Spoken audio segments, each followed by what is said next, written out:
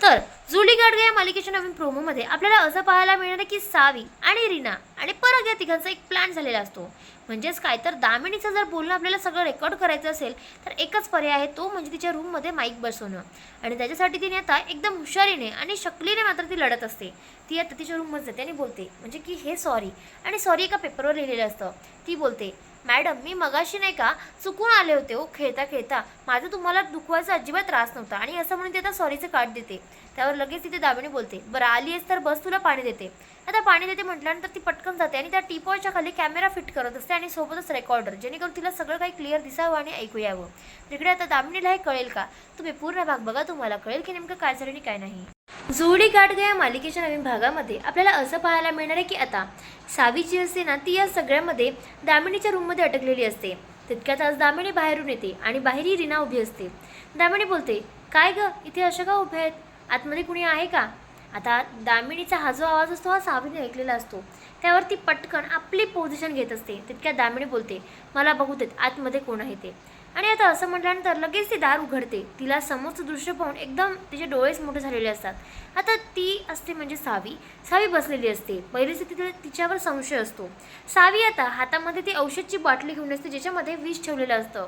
तिला डॉक्टरांनी सांगितलेलं असतं की हे विष बाहेर येता कामा नये, नाही याचा पावर मात्र चालला जाईल. आणि त्याच बाटलीसोबत ती खेळत असते. दामिनी तिच्याकडे डोळे बघून बोलते, काय ग काय करतेस तू माझ्या रूममध्ये?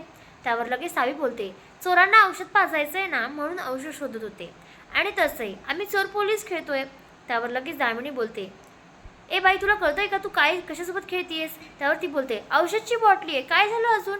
त्यावर आता त्यावर दामिनी बोलते, दे इकडे ती पटकन, आणि असं म्हणून ती आपल्या पर्समध्ये ठेवून घेते.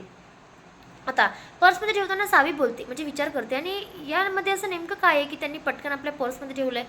तिला मात्र संशय झालेला असतो. तितक्यात दामिनी बोलते, तू माझ्या रूममध्ये काय करतेस? त्यावर लगेच असे द्या ती बोलते, अवंती लवकर ये ग.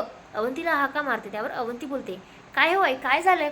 तितक्यात लगेच ती बोलते, अगं काय चाललंय हे सगळं? ही ती सावी काय करते आणि ती माझ्या रूममध्ये? तुला सांगितलं होतं ना हिच्यावर नजर ठेव म्हणून, एकतर एक काम धड करत नाही. तितक्यात तिथे धैर्य येतो आणि बोलतो, हे सगळं काय चाललंय? त्यावर आता लगेच तिथे आर्या बोलते, अगं आजी आम्ही चोर पोलीस खेळत होतो आणि सावी का म्हणजे सावी ही इकडे लपायला आली होती. त्यावर लगेच सावी बोलते, होय ना, आणि मी इथे लपली म्हणून माझ्यावर ह्या ओरडत आहेत. मुद्दामून तिने दामिनीला फसवलेलं असतं. त्यावर लगेच धैर्य हा तिच्याकडे बघतो. आता रागाने बघितल्यावर दामिनी आपली सफाई देणं चालू करते आणि बोलते, अरे धैर्य तुला माहिती आहे ना शेवटची कशी कपाटात अटकली होते, आणि म्हणूनच बाकी काही नाही. त्यावर तिथे लगेच धैर्य बोलतो, बरं ते सगळं ठीक आहे सावी. असं म्हटल्यानंतर तो सावीला घेऊन बाहेर येत असतो. त्यावर सावी लगेच बोलते, फ्रेंड मी फक्त खेळतच होते आणि बाकी काहीच नाही. त्यावर लगेच तो बोलतो, बरं ते सगळं ठीक आहे सावी, पण आता नाही जायचं हां तिकडे, आई ओरडेल ना, मग आता अजिबात नाही जायचं आणि इथेच खेळायचं. त्यावरती लगेच बोलते, तू सांग मग मी काय करू नेमकं? माझ्याकडे खेळणी पण नाही आहेत आणि खेळायला कुणीच नाही, तू पण नसतोस, मग मी काय करायचं? बिचारी एकदम छोटूसं तोंड करून त्याला म्हणत असते. त्यावर लगेच धैर्य बोलतो, बरं सॉरी बाबा, आणि तसंही तुझी खेळणी मी तुला परत आणून देतो, पण तू आता असं अजिबात कोणाच्या रूममध्ये जायचं नाही. त्यावर लगेच धैर्यचं हे वागणं पाहून ती बोलते, ते तर ठीक आहे. तितक्यातच धैर्य बोलतो, तुझी खेळणी मी तुला आत्ता आणून देतो, कधीच तुझ्यापासून दूर नाही करणार. आणि तितक्यात ती बोलते, पण फ्रेंड तू तू माझ्यापासून दूर जाणार का? त्यावर लगेच धैर्य बोलतो, अगं सावी बाळा, मी पण तुझ्यापासून कधीच दूर नाही जाणार, आणि तसंही मला माहिती आहे तुला या सगळ्यांमध्ये आता खेळणी महत्त्वाची वाटते की नाही, आणि तुला मी खेळणी आणून देणार. त्यावर या सगळ्यामध्ये तू तिला समजावत असतो. तितक्यात सावी बोलते, बरं मी तोपर्यंत खेळते हां, आणि असं म्हणून ती आता घरभर धावत असते. इकडे आता रीना आणि त्याचप्रमाणे आर्या आणि सावी खेळत असतात. ते पाहून लगेच धैर्य बोलतो, आता हिची खेळणी हिला आणूनच द्यावी लागणार. तो स्टोर रूमकडे जातो. तितक्यात अवंती बोलते, भाऊजी तुम्हाला काही हवं होतं का? ती त्याला बघत असते. त्यावर तो बोलतो, होय वहिनी मी नाही का सावीचे खेळणे घ्यायला आलो होतो, पण तुम्ही काळजी करू नका मी घेतो आता बरं का. त्यावर लगेच तो बोलतो, मला कळत नाही आहे नेमकं कधी संपणार आहे. त्यावर अवंती बोलते, होय ना मलाही तेच कळत नाही आहे, तुमच्यामधले हे गैरसमज, हे भांडण, हे लहानपणीचं वागणं, हे सगळं कधी बरं होईल. आणि मला तर वाटतोय ना की देव तुमची परीक्षा घेतोय, पण तुम्ही अजिबात काळजी करू नका, सगळं व्यवस्थितच होणार आहे. त्यावर तो लगेच बोलतो, होय वहिनी, पण एक सांगू का, मला या सगळ्यामध्ये सावीची फार काळजी वाटते. तिने स्वतःला काही करू नये म्हणजे झालं. एकदा कपाटात बंद झाली होती, दुसऱ्यांदा ती अशी किडनॅप झाली होती, म्हणून मला फार भीती वाटते. त्यावर अवंती बोलते, भाऊजी आता आम्ही आहोत की आजूबाजूला, आणि तसंही तुम्ही काळजी करू नका. त्यावर तो बोलतो, ठीक आहे. आता इकडे सावी जी असते ना ती आपल्या रूममध्ये बसलेली असते. दामिनी आपल्या रूममध्ये जाते आणि तिला म्हणजे रूममध्ये दिसते की साडीचा पदर बाहेर येतोय. आता हा नेमका बाहेर कसा ते तिला कळत नसतं.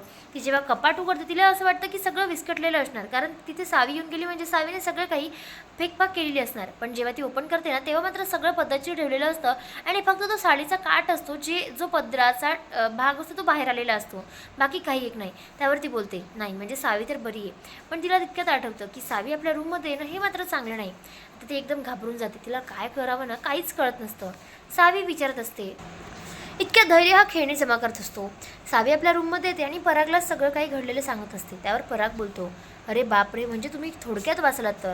त्यावर रीना आणि सावी बोलतात, होय ना, आम्ही जर पकडलं गेलो असतो ना तर झालं होतं, सगळं भांडं फुटलं असतं.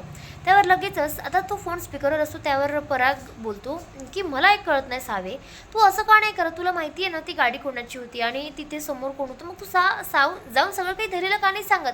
त्यावर ती लगेच बोलते, तू येडाबेडा झालायस का रे? सरळ जाऊन मी सांगू शकते, पण त्याने त्याच्या आईवर विश्वास तर ठेवावा ना. आणि मला माहिती आहे तो असं कधीच करणार नाही आणि कुठलाच मुलगा आपल्या आईवर आईविरुद्ध असे सगळे काही पुरावे नाही गोळा करणार, म्हणजे असं डायरेक्ट विश्वास नाही ठेवणार. आणि म्हणून मला पुरावे गोळा करायचे आहेत. त्यावर आता रीना बोलते की नेमकं काय करावं ना काही एक कळत नाही आहे. तितक्या धैर्य हा खेळणी जमा करत असतो. तो बोलतो, सगळीच खेळणी घेतो, जर काही खेळणी सुटली ना परत चिडायची ती.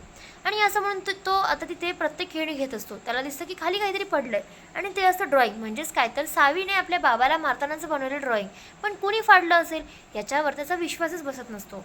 त्यावर तो बोलतो, हेच क्लू आहे. मला असं वाटतं की कोणीतरी आहे जे आपल्याच घरामध्ये पण हे सगळे लपवण्याचा प्रयत्न करते.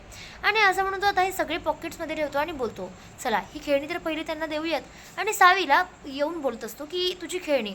तितक्यात सावी कोणाशी तरी फोनवर बोलते आणि काहीतरी विचारत आहे. तो बघतो. त्यावर तो बोलतो, काय ग, कसला विचार करतेस सावी? त्यावर सावी आता विचार करत करत सांगावं काय याचा विचार करत बोलते, ते आम्ही पुढं काय खेळायचं ना त्याचा विचार करतोय, कारण खूप बोर होतोय आता. तितक्यात लगेच तो बोलतो, पण फोन कोणाचा चालू आहे आणि फोनवर कोण आहे? त्यावर लगेचच रीना बोलते, तो पराग आहे आणि आम्ही तिघं मिळून आम्ही डिसाईड करत होतो. त्यावर तो लगेच बोलतो, अरे वा, तुमची छान फ्रेंडशिप झाली वाटतं, खूप छान, आता असंच खेळायचं तिघांनी मिळून. त्यावर लगेचच ती बोलते, होय तर. आता तिथे काही जणांचं काहीतरी मॅटर म्हणजे आहे बा, गेम वगैरे खेळतोय आणि असं म्हणून ती आता बंद करत असते. त्यावर लगेच धैर्य बोलतो, ही तुझी खेळणी, आता मला ना जरा काम आहे, मी बाहेर जातोय, तुम्ही तिघं खेळा छान. तितक्यात लगेच सावी बोलते, तू कुठं चाललायस फ्रेंड? त्यावर तो बोलतो, मी का? आणि त्याला आठवतं. तो बोलतो की जर हे सगळं मी आत्ताच तिला सांगितलं तर तिला मनावर खूप परिणाम होईल. त्यावर तो बोलतो, मी फक्त पोलीस स्टेशनला चालू आहे, मला थोडंसं काम आहे. त्यावर सावी बोलते, पोलीस स्टेशनला काय काम आहे तुझं? तो बोलतो की तुला नंतर सांगतो बाळा, ठीक आहे. आणि असं म्हणून तो इकडे निघालेला असतो. सावीला प्रश्न पडतो की नेमकं काय असेल. तितक्यात ती बोलते की काहीतरी आहेच जे आपल्यापासून धैर्य लपवतोय आणि म्हणून ती आता परागला एक सांगते. त्यावर आता परागला आपला प्लॅन रेडी ठेव असं म्हणते. पराग तिथे अटकलेला असतो आणि खरं म्हणजे त्याची गाडी बंद पडली असं त्याचं नाटक चालू असतं. तितक्यातच धैर्य हा निघालेला असतो. धैर्य निघालेला असताना या सगळ्यामध्ये त्याला दिसतं की पराग हा मदत कुठेतरी उभा आहे. त्यावर तो बोलतो, पराग तू इथे काय करतोयस? त्यावर आता लगेचच पराग बोलतो, अरे माझी गाडी बंद पडली आहे, तू मला जरा चौकात सोडशील का? आता असं म्हटल्यानंतर तो बोलतो, चल की. आणि आता तो त्याच्या समोरच्या सीटला बसतो. फ्रंट सीटला बसल्यावर तो बोलतो की आता मला हे सगळं रेकॉर्डिंग करावंच लागेल आणि यासाठी माईक बसवायचा, तोही सीटच्या खाली तो माईक बसवतोच. आणि इकडे आता कसं बसं कारण त्याला देतो. दामिनी इकडे टेन्शनमध्ये असते. तिला कळत नसतं की नेमकं घरामध्ये काय चाललंय. ती बोलते की कुठे गेलं धैर्य? त्यावर अवंती बोलते, मला माहीत नाही. पण त्यावर सावी बोलते, तो मात्र पोलीस स्टेशनला गेलाय. ते पण तिचा थरकापच उडतो. तिला वाटतं की नेमकं काय आहे आणि काय नाही. तितक्यात तिचाही प्लॅन तिने तयार ठेवलेला असतो. इकडे आता या सगळ्यामध्ये ती आता रीनाला बोलते की तू काळजी करू नकोस, मी काय करते समोर ते बघते. तुम्हाला हा भाग कसा वाटला ते मला नक्की कमेंटला कळवा आणि भेटूया पुढच्या भागात. तोपर्यंत शुभरात्री.